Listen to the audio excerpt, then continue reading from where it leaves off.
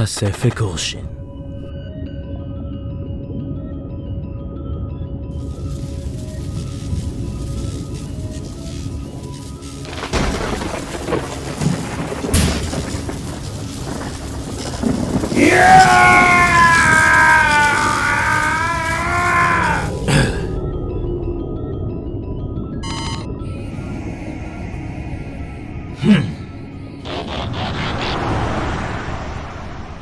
Chicago.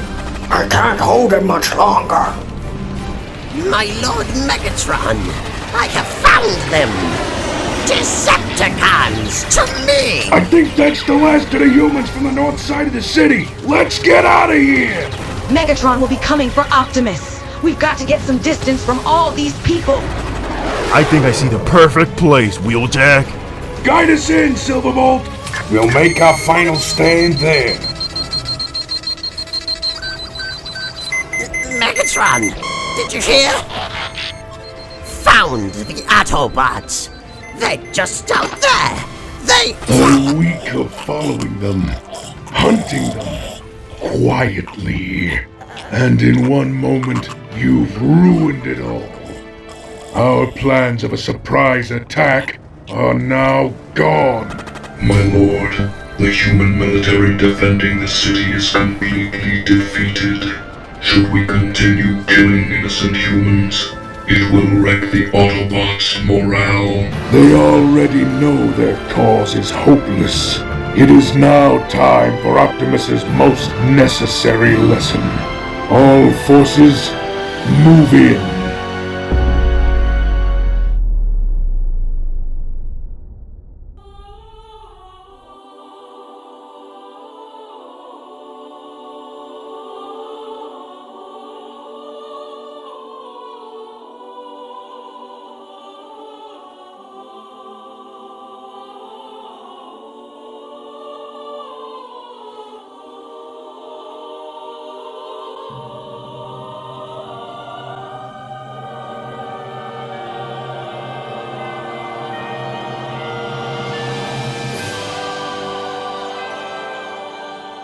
Hey guys, the Firebird is here! Issue 23 of the Skybound comics is out, and today I'll be giving you my review of it. So, as always, spoilers, cause oh my god dude, the Skybound comics have been so good. And after the cliffhanger of last issue, this issue is even more insane. Like, seriously, Skybound stocks are rising. It's so good. So today I'll be answering the all-important question: is Transformers Skybound issue 23 awesome or awful? Does it deliver, or does it fumble in some areas? Very soon, the main writer of the series, Daniel Warren Johnson, is gonna be replaced by Robert Kirkland and a few other people. So this is pretty much the end of Skybound as we know it, at least the beginning portion of it. I'm sure the story will continue, and it will continue for years on from here. But the creative team that we had all the way through the beginning won't be here anymore, which is kinda sad. And honestly, it's kind of the reason why I kinda like manga more than comics, cause in manga there's like a lead. He's typically the one who directs the whole series beginning to end. And look, I'm not here to debate which version is better or more ethical, but I mean, manga, Superior. comics, Inferior. And anyways, you have a whole playlist dedicated to all the Skybound issues we have reviewed just yet. So if you guys want to catch up, be sure to check out the playlist in the description down below. We covered the first arc of the series, the Shockwave arc, the Starscream mini arc, the Fallout arc, and now we're in this end arc or something. I don't know what you'll call it, but it doesn't matter. It's really cool. Our Autobots are on the back foot and everything is on the line. The balance of power in the Skybound universe is about to change once again. So if you're still here, I assume you're cool with spoilers. So anyways, let's get on to the comic review. So we continue on from where the Skit at the beginning left off, with Shredhead arriving on Earth, and the Autobots being forced back by the oncoming onslaught of the Decepticons, as Megatron orders all his Decepticons to move forward for one last push. We then cut back to Optimus, who's still in the realm of the Primes. He encounters one of the Prime statues, and I honestly can't tell who this one is supposed to be. I think this is probably my Kronos. But as he approaches the monument, he sees it covering these weird purple strings. would suddenly attack Optimus as he gets close. He then activates this. Oh my god, it's been so long since we've seen the axe. Honestly, I low-key even forgot he had it. But Optimus gets wrapped up by the tentacle, and he gets another vision. It's of a baby Sparky being torn apart and cyberized by his own corrupted visage. But then someone calls to Optimus, and it's Sparky, who is somewhat alive? Optimus transforms and they both roll out. But as this is going on, we see what's going on in the present. We see that Optimus is still unconscious, and he's still holding on to Spike. The humans and the Autobots are pretty hopeless at this moment, not really knowing what to do. When all of a sudden, rumbling can be heard, and RC tells the others that the Decepticons will be on them in a few minutes. Wheeljack is pretty devastated at this. Everything seems so hopeless. He even made Optimus a new arm, but he's unsure if it would work. The Aerobots start losing hope. It really does look like it might be the end, and all that Wheeljack can do is cry. Damn. But in the middle of this sorrow, the doctor who helped on last issue walks up to Wheeljack and tells him that there's a bunch of refugees here who wanted to pay their respects to Optimus before the end comes. And a lot of these are actually the civilians that Optimus and the other Autobots rescued a few issues back. Knowing that the end is coming and there's nothing to be done, all of them paid their respects to Optimus, telling him how he saved them, and now they're gonna keep him company in these last moments. But they're not alone, as Carly and Ultra Magnus show up, bringing a glimmer of hope to the dwindling Autobot forces, just as the Decepticons launch their final attack. Now we move to crush the Autobot resistance, and once and for all, claim our rightful place as rulers of the universe. Ever since I knew of Optimus, I wanted to be just like him. But that was always impossible. I am strong on the outside, but on the inside, I don't know how to be strong. I don't know how to be a leader. I don't know how to be brave. But I know how to die. I can die for this dream of a better world for all of us, including those who are small. We can all die, protecting the one who has been strong for us for so many years. For Optimus Prime. With thunderous applause, the Autobots are now rallied by Ultra Magnus, and they all charge forward for their final battle. They will die. Bravely, but still, they will die. Decepticons! Autobots, charge! And then we get one of the best splash pages in all of Skybound, dude! This is so epic! Superior goes straight for the two combiners. Ultra Magnus tangles the Starscream. RC goes after Soundwave, while Jazz engages Ravage and Starscream. It's the Autobots' last stand, and it is glorious as both sides fight tooth and nail to annihilate one another. All except for one. Optimus then asks the all-important question, how long has Sparky been here? And he only says that he woke up almost immediately, that the first thing he saw when waking up immediately was him getting attacked. But then Sparky gets a vision of Bumblebee dying from the beginning of the series. But then he gets an earlier memory of him playing catch with Spike, and he suggests that these are their memories blending in together. Optimus says that the Primes can show him what's wrong and they can tell him how to fix it. But Sparky shuts down the notion, saying that this weird purple strands of malice have corrupted this place. They have corrupted everything except him, and he doesn't know why. They both walk forward and see this huge statue dedicated to Sparky, as if he were a Prime himself. And not having any other options on even knowing what to do, they both roll towards it. We then cut back to the Autobots fighting the Decepticons, and the situation is dire. The Autobots are on the back burner, Thronebreaker is almost dead, and Ultra Magnus is trying to hold everyone together. Starscream lands, and he recognizes Carly from the earlier issues. He's in extreme ecstasy at being able to kill her. But by this point, Carly's powerless to do anything.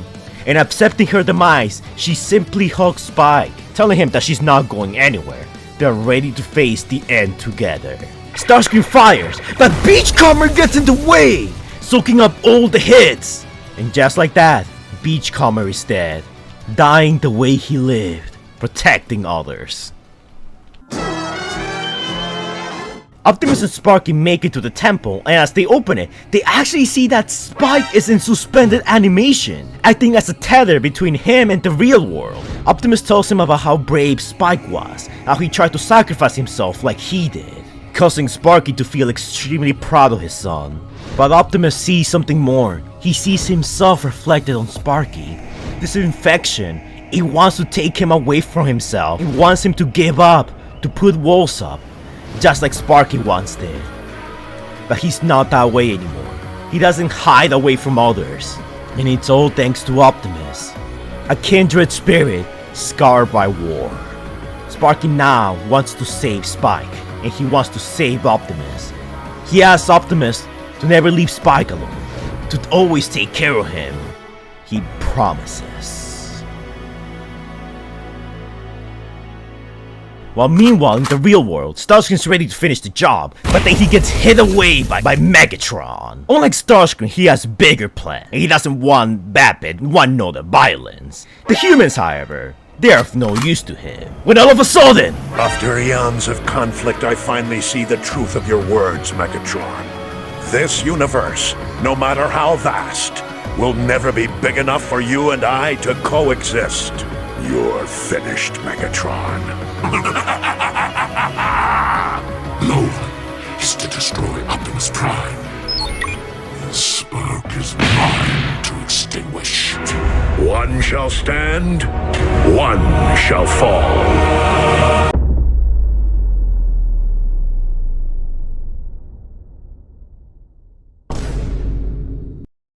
oh my god, guys! Dude, this episode was insane! I'm not gonna lie, seeing Sparky actually really surprised me because I wasn't expecting that. But it was really cool, and it was, the whole Realm of the Prime thing is still so weird to me, like I still don't fully get it. But this place, it's cool. I really did like seeing Sparky one last time, and I really did like seeing the parallels between him and Optimus, which, yeah, it's something that we already knew about ever since the first arc of the series, but it's nice to see Optimus go, you know, back to full circle now. Because as the series went on, Optimus became a whole lot more and more darker, you know, taking darker options, kind of relishing in the balance a bit, becoming a bit more distant from his Autobots and the people around him, sometimes out of his own decisions or sometimes out of duty. And funnily enough, one of my biggest complaints from the second arc of the series, which was the Fallout arc, was that there wasn't enough of Optimus and Spike interacting, because I think they have some of the best dynamics at the beginning of the series. But then they went through a whole chunk of the middle of Skybound without interacting until the very end. And I like how the comic even acknowledges that in a way by telling Optimus to not leave him alone, to promise to look after him like a son. I don't know if they'll go full on Transformers Victory with this, but I wouldn't be against it. Something else that this issue does very well is convey this feeling of helplessness. We start with the Autobots on the back foot, the Decepticons are winning, when we cut to Optimus and we just see the Autobots there, like none of their faces showing, all of them just sad and not knowing what to do. Like, you really feel that. It really did feel like the end, like there's nothing we can do, it's over. I'm sorry, but it's over. But I really did like seeing the humans that Optimus and the other Autobots saved in the earlier issues show up. It really makes the whole story come full circle. And we already had our small preview pages for what's gonna happen after the end of this arc, and it looks like these humans are gonna be instrumental on, you know, humanity, you know, over time accepting the Autobots, or at least a portion of them accepting them. Because as far as the military is aware right now, it's like all of them are evil, but there's humans out there who know that there's a difference. Some have come to save us, most have come to destroy us.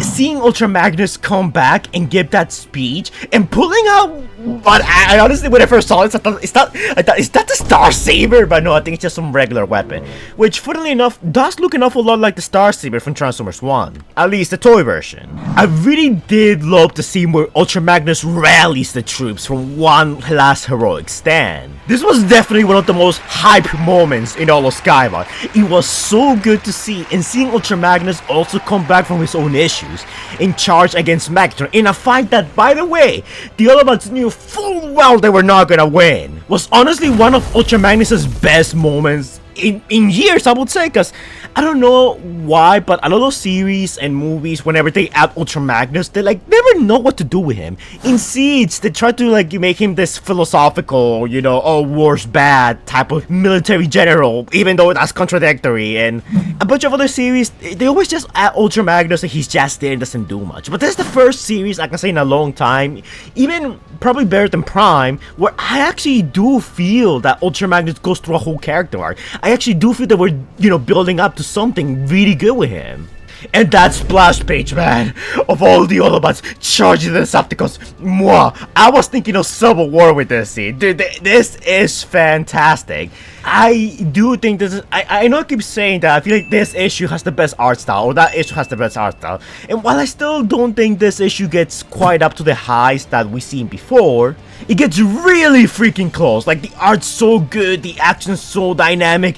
It's so good, man. Also, just want to say that I also find it kind of funny how, so far, Bumblebee's corpse has had more screen time in Skybound than Bumblebee himself. Keep that in mind. It was good to see Carly again, and the way she just hugged Spike, dude, that was so sad. I mean, I wasn't thinking she was gonna die, but like the fact that she did that, like she was just so ready to accept the end. That was honestly kind of depressing in a way. And then Beachcomber just jumping in and saving them with his own life. It's like, well, I mean, he might not be dead because I'm pretty sure he appears in the preview pages for issue 25. Or they might be doing a bit of tomfoolery there and thinking, and you know, those pages are tampered with. You know, have some characters that are not supposed to be there just to not spoil what's gonna happen, you know? Like, that's always a possibility. But if Beachcomber were to die like this, I honestly wouldn't mind because, look, I like Beachcomber. I think this is one of the few times where a series or comic kinda made me care about Beachcomber. Like, not that I hate him, he's just always been just there, you know, for me. But at the same time, he's a pacifist. There's not much you can do about him in a series about giant robots beating the hell out of each other. If he were to die here, I actually think it's a dignified death and a really good way for him to go. But going back to the stuff in the Matrix, I love the parallels between him and Spike. I know I said it already, but like seeing Jetfire, Ratchet, Bumblebee, the people he lost, and those losses weighing heavily on him. That's so, I don't know, it's so powerful. It's so, I can't even describe it. It just felt really powerful. And Sparky being the one that saves Optimus well, I guess Sparky and Spike, because they managed to get out thanks to Spike and what he did to intervene with the Matrix and the darkness within it. But seeing Optimus wake up and getting ready to tangle with Megatron, and Megatron just gleefully smiling like, yes, this is what I wanted, only to immediately discard his ion cannon. And now look, you guys might be thinking that this might mean that Optimus now has a better chance against Megatron, but honestly, I don't think so. Optimus still has an arm missing. Well, it's not that it's missing, it's just like it hasn't been fully repaired. And Megatron throwing his weapon away is him basically putting in Optimus' Prime's level. He wants to fight him like a true warrior on an even playing field. There's also the whole thing about Megatron just not wanting to kill Optimus. As to why he doesn't want to kill Optimus, we don't know. But it could be that Megatron's just doing this less to be an honorable and climactic, you know, final fight between these two bitter rivals. And it's more like he just wants to knock Optimus down and then, you know, turn the Matrix or whatever. Exactly what Megatron's plan is, I guess we'll find out eventually. But dude, oh my god, this issue, I don't know, like, it was really good. Like, I love the darkness mixed in with the rays of hope. And I really did like the art style here. But this also does leave us with a lot of questions, especially with the whole thing about the Matrix inside. Like, there's still so many unanswered questions, which they're probably gonna be answered in the next issue, which I think is the final issue of Skybound, at least the first run of Skybound. So we'll probably have to wait next month so we can get all the answers. As for this issue, I don't know how I feel, man. Like, it was really good. Like, don't get me wrong, it was really, really good. But I just think we had better issues. Like, the stuff within the Matrix world was really interesting, but part of me also feels like I sort of don't get it. Like, I feel like I kind of get it, but at the same time I don't get it. Like, there's so many questions I have, and I'm probably gonna have to be patient to have those answered. The art style was good, Ultra Magnus' return was really epic. But I guess part of me just wanted to see more. Like, I want to see the rest of the issue. That's probably bugging me a bit. But overall, I thought this was a really, really strong issue. I guess I'm between a 9 and a 10 in terms of a score for this. I can't honestly decide. But you know what? I'm gonna give this a 10 out of 10. And it's only being carried that far mostly because of the art. Though I have to say it's closer to a 9, but it's, you know, it's like a low 10. If this was a tier list, it would be like a low S tier, okay? Just because I think we had issues that had more bombastic, dynamic action. And I do feel like there were segments of this issue that kind of took a while to happen, you know? And low-key, I would have liked to see maybe an extra page of the Autobots fighting the Decepticons before they all immediately got wrecked. So yeah, 10 out of 10. But yeah, guys, this was a bombastic issue. Really loved it. I'm really hyped for the future of Skybound, even if it's not with our current creative team. I am really hyped to see what Robert Kirkman does with the franchise, considering that he also made Invincible and The Walking Dead, and I honestly love those two comics. So I am really hyped for it, even though it's kind of sad that they're leaving. I'm sure this comic is gonna leave a lot of questions, and it's gonna like leave a lot of strong reactions with the fandom. Primarily good ones, because I thought it was really good. But I want you guys to tell me your predictions for the final issue in the Skybound series. What will happen for issue 24? Who do you think will die? How will everything be resolved? Is the Matrix still corrupt? And also, what the fuck happened to Jetfire? Seriously, comic, you can't keep dangling Jetfire and having him go missing every 2 issues. But dude, my god, this is so epic. I really can't wait for the next issue. The next month's gonna be a pain to wait for the next issue in this amazing saga. But hopefully you guys enjoy this episode. I really put a lot of effort into it. So, yeah. As always, guys, don't forget to like, comment, and subscribe. Do that annoying YouTuber stuff the algorithm likes so much. And I will see you guys in the next video. Stay safe, guys.